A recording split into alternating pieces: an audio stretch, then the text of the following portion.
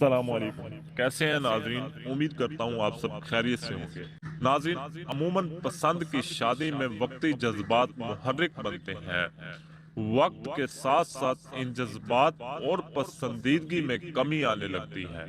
نتیجن ایسی شادیاں ناکام ہو جاتی ہیں اور علیحدگی کی نوبت آ جاتی ہے، جبکہ اس کے مقابلے میں خاندانوں اور رشتوں کی جانچ پرکھ کا تجربہ رکھنے والے والدین اور خاندان کے بزرگوں کے کرائے ہوئے رشتے زیادہ پائیدار ثابت ہوتے ہیں۔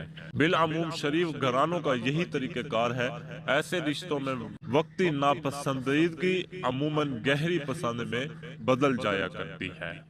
اس لیے مسلمان بچوں اور بچیوں کو چاہیے کہ وہ اپنے ذمہ کوئی بوجھ اٹھانے کے بجائے اپنے بڑوں پر اعتماد کریں، ان کی رضامندی کے بغیر کوئی قدم نہ اٹھائیں۔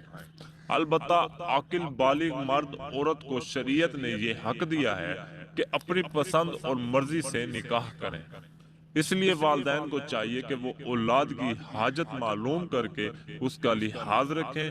بہرحال والدین کو مناسب طریقے سے اپنی چاہت بتانے کے ساتھ اللہ تبارک و تعالی سے دعا و استخارہ جاری رکھیں، یا وضو کثرت سے پڑھیں اور فرض نمازوں کے بعد درج ذیل دعا جو آپ کو اسکرین پر دکھائی جا رہی ہے اس کو پڑھتے رہیں۔ اللہ تبارک و تعالی سے دعا ہے کہ اللہ پاک آپ کو اور مجھے دین کو سمجھنے اور اس پر عمل کرنے کی توفیق عطا فرمائے۔ آمین ثم آمین، جزاک اللہ خیرہ۔